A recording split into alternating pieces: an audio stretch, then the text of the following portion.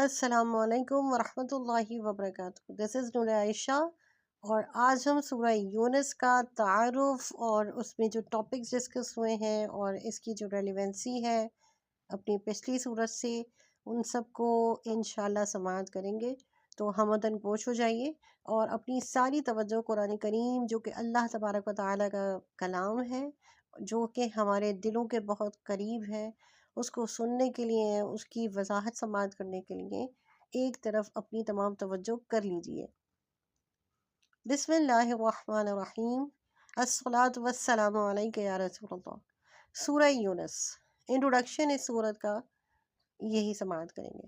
حضرت عبداللہ بن عباس رضی اللہ تعالی عنہما فرماتے ہیں سورہ یونس مکی ہے، البتہ اس کی 3 آیتیں فَإِن كُنْتَ فِي شَكٍّ سے لے کر لا یؤمنون تک کی جو یہ آیت ہے، یہ سب مدینہ منورہ میں نازل ہوئی.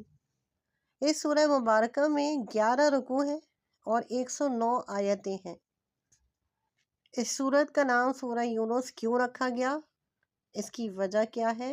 سورت کی آیت نمبر 98، آیت نمبر 98 میں اللہ تبارک و تعالیٰ کے نبی حضرت یونس علیہ السلام کی قوم کا واقعہ بیان کیا گیا ہے کہ جب انہیں حضرت یونس علیہ السلام نے عذاب کی وعید سنائی اور خود وہاں سے تشریف لے گئے تو ان کے جانے کے بعد عذاب کے آثار دیکھ کر وہ لوگ ایمان لے آئے اور انہوں نے سچے دل سے توبہ کی تو ان سے عذاب کو اٹھا لیا گیا. اس واقعے کی مناسبت سے اس سورت کا نام سورہ یونس رکھا گیا ہے. سورہ یونس کے بارے میں احادیث کریمہ کچھ یوں ہے کہ حضرت عبداللہ بن عمر رضی اللہ تعالیٰ عنہما فرماتے ہیں کہ ایک شخص نے بارگاہ رسالت صلی اللہ علیہ وآلہ وسلم میں حاضر ہو کر عرض کی، یا رسول اللہ صلی اللہ علیہ وآلہ وسلم، مجھے قرآن سکھا دیجئے. ارشاد فرمایا، الف لام را سے شروع ہونے والی 3 سورتیں پڑھ لو. اس نے عرض کی، میری عمر بہت ہو چکی ہے، میرا دل سخت ہو گیا ہے اور زبان بھی موٹی ہو گئی ہے. ارشاد فرمایا، تو حامیم سے شروع ہونے والی 3 سورتیں پڑھ لو. اس نے پھر وہی عرض کی تو حضور اقدس صلی اللہ تعالی علیہ وآلہ وسلم نے ارشاد فرمایا، مسبحات یعنی تسبیح سے شروع ہونے والی سورتوں میں سے 3 سورتیں پڑھ لو. اس نے پھر وہی عذر پیش کیا اور عرض کی، یا رسول اللہ صلی اللہ علیہ وآلہ وسلم، مجھے کوئی جامع سورت سکھا دیجئے. رسول کریم صلی اللہ علیہ وآلہ وسلم نے اسے اذا زلزلت الارض زلزالہا والی سورت سکھا دی. اس سے فارغ ہونے کے بعد اس شخص نے عرض کی، اس ذات کی قسم جس نے حق کے ساتھ آپ کو مبعوث فرمایا، میں کبھی اس پر اضافہ نہیں کروں گا. اس کے چلے جانے کے بعد حضور پر نور صلی اللہ علیہ وآلہ وسلم نے 2 مرتبہ ارشاد فرمایا، یہ چھوٹا سا آدمی نجات پا گیا، یہ چھوٹا سا آدمی نجات پا گیا. یہ حدیث سنن ابی داؤد شریف میں موجود ہے. تو یہ تھا اس سورت کا جو مختصر سا تعارف ہے، اور اب ہم اس کے ٹاپکس کو ڈسکس کریں گے. امید ہے کہ آپ کو اگر یہ ویڈیو، یہ بیان سمجھ آ رہا ہے تو آپ اپنے گروپس اور لنکس میں سے ضرور شیئر کیجیے. صدقہ جاریہ کی نیت سے اس میں آپ کا بھی فائدہ ہے، اور آج کے اس پرفتن دور میں جتنے لوگ دین سے آپ کی وجہ سے وابستہ ہو جائیں گے تو ان کے فائدے کے ساتھ ساتھ آپ کا بھی بھلا. سب کے بھلے میں ہمارا اپنا ہی بھلا ہوتا ہے. اللہ تبارک و تعالیٰ اس کو سمجھنے کی ہمیں توفیق عطا فرمائے. Now start topics. سورہ یونس کے ٹاپکس کیا ہیں؟ اس سورت کا مرکزی مضمون یہ ہے کہ اس میں اللہ تعالیٰ کی وحدانیت، نبی کریم صلی اللہ علیہ وسلم کی نبوت، مرنے کے بعد دوبارہ زندہ کیے جانے اور اعمال کی جزا اور سزا ملنے کو مختلف دلائل سے ثابت کیا گیا ہے، اور قرآن مجید پر ایمان لانے کی دعوت دی گئی ہے. اس کے علاوہ اس صورت میں یہ مضامین بھی ذکر کیے گئے ہیں کہ مشرکین کے عقائد بیان کر دیے گئے اور نبی کریم صلی اللہ علیہ وسلم کی نبوت کا انکار کرنے والوں کے 5 شبہات ذکر کر کے ان کا رد کر دیا گیا ہے. اللہ تعالیٰ کی عظمت پر دلالت کرنے والے اس کی قدرت کے آثار ذکر کیے گئے ہیں۔ آج کل کے دور میں ہمارے نوجوان بچے بچیاں اس حال تک پہنچ گئے کہ اللہ کی وحدانیت کا انکار کرتے کرتے اللہ کے ہونے کا ہی انکار کر رہے ہیں۔ یعنی وہ یہ کہتے ہیں کہ بس سائنس کی کوڈنگ، یہ دنیا ایسے چل رہی ہے، ایسے چل رہی ہے، سارے دینوں کو چھوڑ کر ایک الگ ہی اپنا راستہ اختیار کر رہے ہیں۔ اللہ تعالیٰ ہماری آنے والی نسلوں کو، ہمارے بچوں کو ایسے برے حال سے محفوظ فرمائے۔